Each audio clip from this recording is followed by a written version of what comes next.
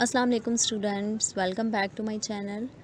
आज हम ANOVA analysis को रन करेंगे और साथ में ये भी सीखेंगे कि इसकी रिपोर्टिंग कैसे करते हैं, रिज़ल्ट्स को कैसे रिपोर्ट किया जाता है।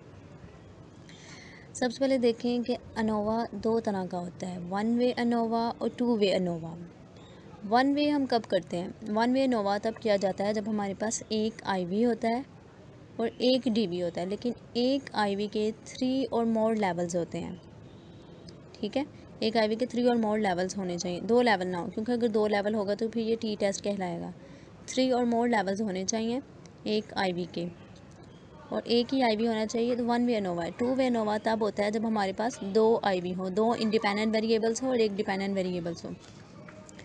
ये हो गया वन वे और टू वे अनोवा की दो तरह का एनालिसिस किया जाता है, लेकिन हमारे पास दो तरह का डाटा भी होता है। दो तरह के डाटा पर हम एनालिसिस रन करते हैं। एक होता है इंडिपेंडेंट मेजर्स डाटा और एक रिपीटेड मेजर। इंडिपेंडेंट मेजर वो डाटा है कि जिसमें हर लेवल में, हर कंडीशन में हमारे पास सेपरेट इंडिविजुअल्स हैं, डिफरेंट पार्टिसिपेंट्स का सैम्पल है। और रिपीटेड मेजर वो होगा कि जिसमें हमारे पास जितने भी लेवल्स हैं उसमें सेम इंडिविजुअल्स को हमने यूज़ किया हुआ है, सेम पार्टिसिपेंट्स को हर ट्रीटमेंट कंडीशन में यूज़ किया है, तो ये रिपीटेड मेजर कहलाएगा। तो इस तरह हम एक हिसाब से ये चार तरह का एनालिसिस हो जाएगा: one way independent measures ANOVA, two way independent measures ANOVA, one way repeated measures ANOVA and two way repeated measures ANOVA. So in this video I am going to run the analysis of one way independent measures ANOVA. तो analysis के लिए हम सबसे पहले इसकी example देख लेते हैं। A researcher is looking at the impact of socio-economic status on self-esteem. He takes a sample of 15 girls, 5 belonging to upper class, 5 belonging to middle class, and 5 belonging to lower socio-economic status, and measures their self-esteem using Rosenberg self-esteem scale. अब देखिए यहाँ पर हमारे पास एक ivy है और एक DV है। आईवी हमारे पास है सोशो इकोनॉमिक स्टेटस, और उस आईवी के 3 लेवल हैं: upper class, middle class and lower class socio economic status. अब यहाँ पर सोशो इकोनॉमिक स्टेटस का सेल्फ एस्टीम पर इम्पैक्ट देखना है कि वो इंडिविजुअल्स, यहाँ पर 15 टोटल इंडिविजुअल्स हैं, 5 अपर क्लास से हैं, 5 मिडिल क्लास से हैं और 5 लोअर सोशो इकोनॉमिक स्टेटस से बिलोंग करते हैं। अब हम ये देखेंगे कि वो इंडिविजुअल्स, यानी कि एक सोशो इकोनॉमिक स्टेटस का इम्पैक्ट देखना है हमने सेल्फ एस्टीम स्केल पर। Is there any significant differences in self esteem across 3 level of socio economic status. तो अब हम एनालिसिस रन करते हैं इसके लिए। आपने यहाँ पर देखा कि यहाँ पर हमारे पास 15 का ग्रुप है, 15 का सैम्पल है, और तीनों सैम्पल के 3 लेवल हैं हमारे पास, और हर लेवल में सेपरेट इंडिविजुअल्स को, डिफरेंट पार्टिसिपेंट्स को यूज़ किया गया है उन्होंने ना। जैसे कि 5 अपर क्लास से हैं, 5 मिडिल क्लास से हैं और 5 ही लोअर क्लास से हैं। तो सेपरेट इंडिविजुअल्स हैं, इसीलिए ये इंडिपेंडेंट मेजर्स ANOVA होगा। तो अब हम इसका एनालिसिस करते हैं। एनालिसिस करने से पहले सबसे पहले हमें नॉर्मेलिटी टेस्ट रन करना है, क्योंकि नॉर्मेलिटी टेस्ट हम इसलिए रन करेंगे क्योंकि ANOVA की अजम्पशंस भी हमने देखनी है ना, कि क्या वो फुलफ़िल कर रही हैं या नहीं। यहाँ पर देखें, सबसे पहली अजम्पशन ये है, data must be normally distributed, कि डाटा नॉर्मली डिस्ट्रीब्यूटेड होना चाहिए। इसको हम SPSS से चेक करेंगे अभी। तो इसके लिए हम फिर अब एनालिसिस रन करते हैं, नॉर्मेलिटी टेस्ट रन करते हैं। इसके लिए आप आ जाएं analyse, click on analyse, then descriptive, then frequencies. अब जिसकी नॉर्मेलिटी को चेक करना है ना आपने, जैसे कि क्योंकि अब हमने यहाँ पर डिपेंडेंट वेरिएबल को चेक करना है कि डिपेंडेंट वेरिएबल नॉर्मली डिस्ट्रीब्यूटेड होना चाहिए। हमने डीवी की नॉर्मेलिटी को चेक करना है, तो इसलिए अब हम यहाँ पर डिपेंडेंट वेरिएबल को एंटर कर देंगे, हम सेल्फ एस्टीम को ऐड करेंगे। इस एग्जांपल में हमारे पास सेल्फ एस्टीम डिपेंडेंट वेरिएबल है। इसके बाद क्लिक ऑन स्टैटिस्टिक्स। अब यहाँ पर आप चेक करेंगे मीन, मीडियन, मोड, स्क्यूनेस और कर्टोसिस, इन सब को आप सिलेक्ट कर लें। Now click on continue and okay. अब आप ना अजम्पशन की तरफ आ जाएं। Data must be normally distributed, इसके लिए हमारी सबसे पहली अजम्पशन ये है कि value of mean, median and mode must be same और क्लोजर टू ईच अदर, कि मीन, मीडियन और मोड की वैल्यू या तो बिल्कुल क्लोज होनी चाहिए या बिल्कुल सेम होनी चाहिए। अब हम अपने रिजल्ट्स में इसको देख लेते हैं। देखें जी भाई, यहाँ पर स्टैटिस्टिक्स के टेबल पर आ जाएं और इस टेबल में देखें मीन, मीडियन और मोड की वैल्यू एक दूसरे के बिल्कुल क्लोज हैं।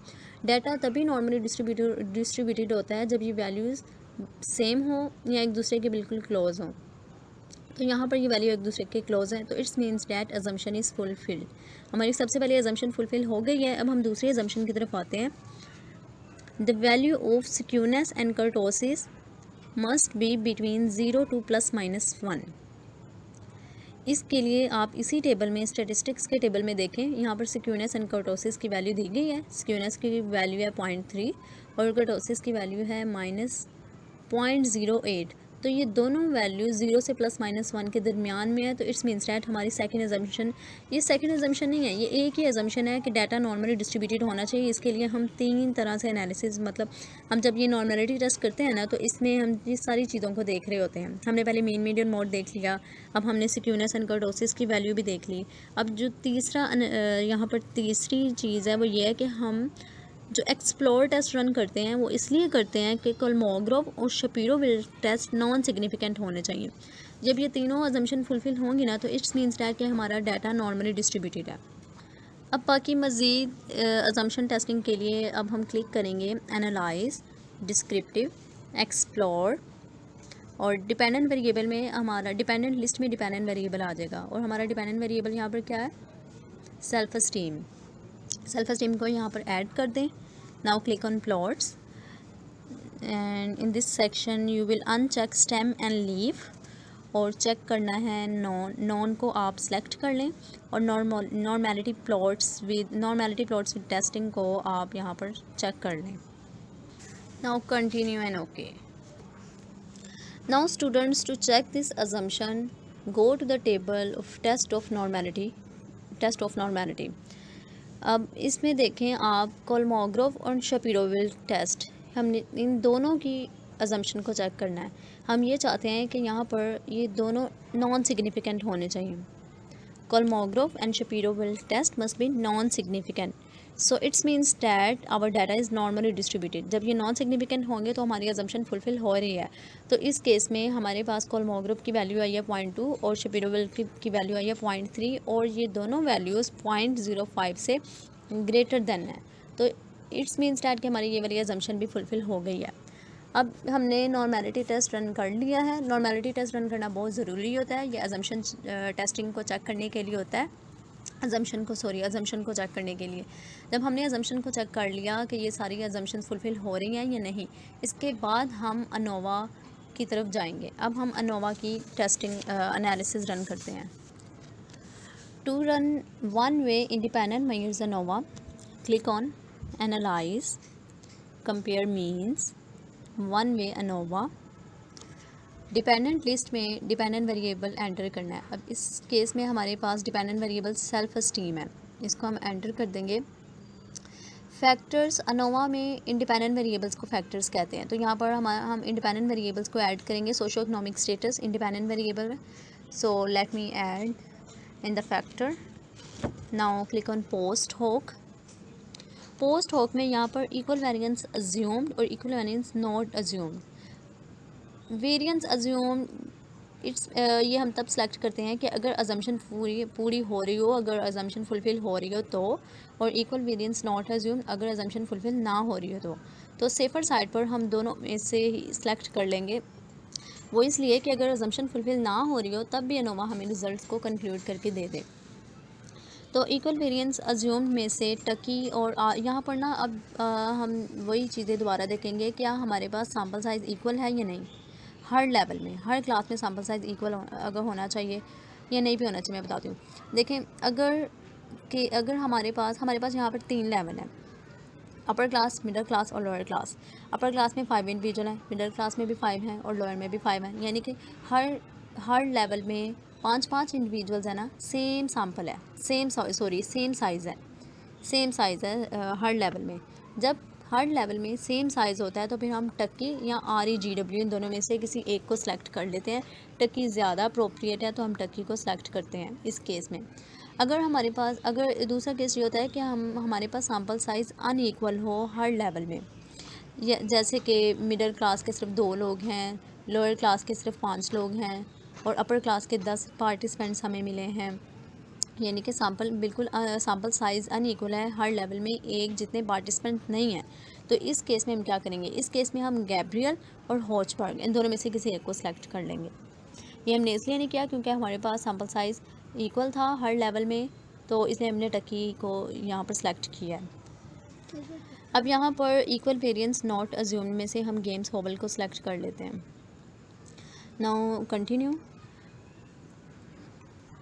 Now click on the option tab और चेक डिस्क्रिप्टिव हमने इसलिए करना है मीन और स्टैंडर्ड डेविएशन को फाइंड आउट करने के लिए, और होमोजेनिटी ऑफ वेरिएंस भी आप यहाँ पर सेलेक्ट कर लें क्योंकि हमारी दूसरी अजम्पशन है ना कि homogeneity of variance non significant होने चाहिए। ये भी हम अजम्पशन चेक करेंगे, मैं इसके बारे में आपको बाद में बताती हूँ। Now click on continue and okay. चलें भी, ये हमारे पास एनालिसिस हो गया है। अब इसको इंटरप्रेट करने का तरीका सीख लेते हैं। सबसे पहले आप आ जाएं अनोवा के टेबल पर, और इस टेबल में हम रिपोर्ट करते हैं एफ़ की वैल्यू, DF यानी कि डिग्री ऑफ फ्रीडम, और significance value. So students, let's get started with reporting of results. We report in this way: results are significant, F with degree of freedom। Degree of freedom की value यहाँ पर 2 और 12 है तो वो लिखेंगे। F with degree of freedom 2 and 12 in bracket is equal to 8.821, ये F की वैल्यू है। P लेस देन 0.05 क्योंकि ये 0.05 से लेस देन है वैल्यू, इसलिए। एंड अफेक्ट साइज़, इसके बाद हम अफेक्ट साइज़ इस तरह लिखते हैं कि क्या ये स्मॉल है, मीडियम है या लार्ज है। तो अफेक्ट साइज़ के लिए एक फार्मूला है, let me show you. This is the formula: eta square is equal to SS between treatment over SS total. तो आउटपुट फाइल में ये देखें, आउटपुट फाइल में यहाँ पर आकर SS बिटवीन ट्रीटमेंट यहाँ पर 406 है इसकी वैल्यू, और SS टोटल की वैल्यू है 683। इसको आप डिवाइड करें तो वैल्यू हमारे पास आ जाती है 0.5। स्मॉल, मीडियम और लार्ज ईटा स्क्वायर के लिए ना हम ये एक मैग्नीट्यूड है, ये क्राइटेरिया सेट किया हुआ है, वहाँ से हम इसको देखते हैं। ये देखें यहाँ पर डॉक्यूमेंट्स में ये टेबल है।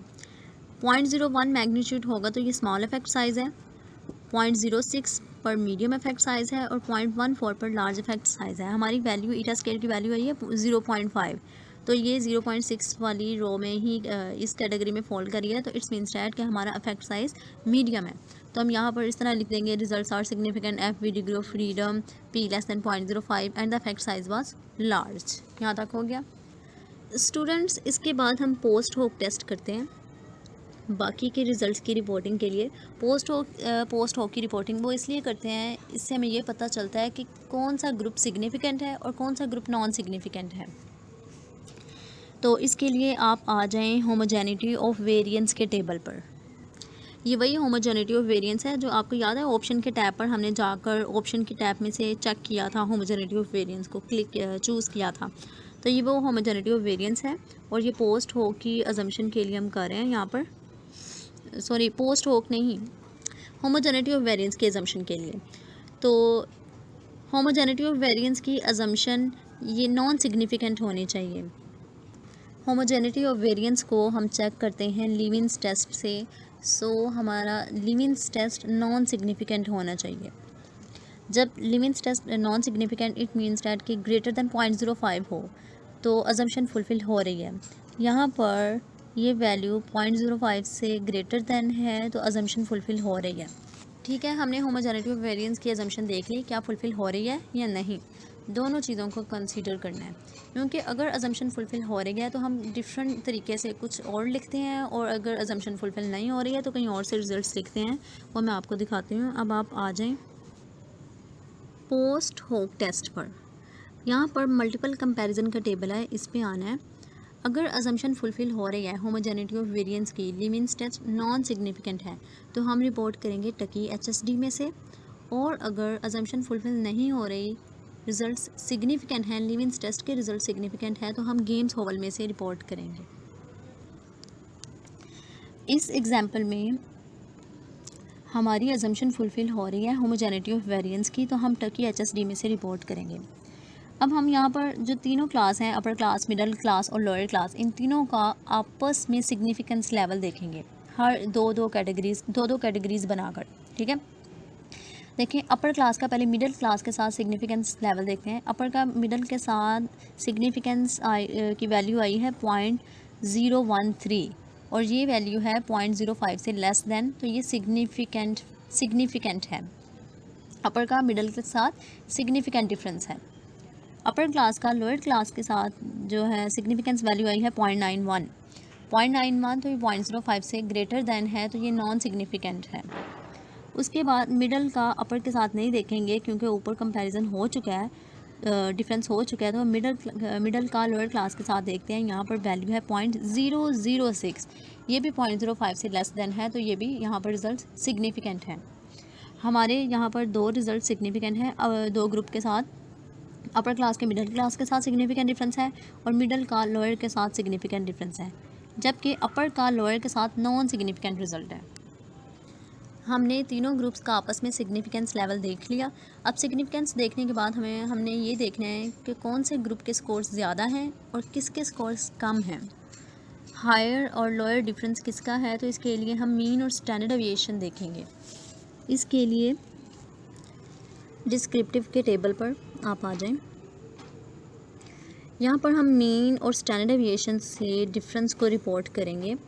अपर, मिडल और लोअर, इन तीनों का मीन देखें। अपर क्लास का 13 है, मिडल क्लास का 24 और लोअर क्लास का 12.6।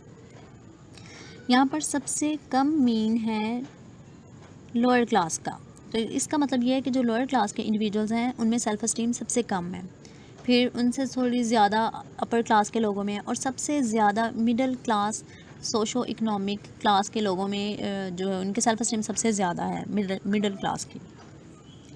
तो हम इसको इस तरह से रिपोर्ट करते हैं। Post hoc analysis using Tukey HSD shows that the individuals belonging to middle class, क्योंकि मिडिल क्लास का स्कोर सबसे ज़्यादा है, तो मिडिल क्लास अगर आप सबसे कम का भी रिपोर्ट करना चाह रहे हैं तो उसको भी रिपोर्ट कर सकते हैं। हमने यहाँ पर कंपैरिजन करना है। Post hoc analysis using Tukey HSD shows that the individuals belonging to middle class score significantly higher, इनका स्कोर ज़्यादा है इसलिए हम हायर लिख रहे हैं, higher on self esteem scale. Sorry, यहाँ पर जो मिडिल क्लास है उसके साथ हमें जैसे ही हमने कोई क्लास का नाम लिखना है, यानी कि जिसको हम रिपोर्ट कर रहे हैं उसका मीन और स्टैंडर्ड डेविएशन भी यहाँ पर लिखेंगे। तो मिडिल क्लास का मीन है यहाँ पर 24 और स्टैंडर्ड डेविएशन है 4.8, ये लिखेंगे। Significantly higher on self esteem scale as compared to individuals belonging to upper class, report mean and standard deviation of upper class. Mean is equal to 13.8 and standard deviation is equal to 2.4। And lower class reports mean and standard deviation of lower class. Mean is equal to 12 and standard deviation is equal to 6.3. That's it.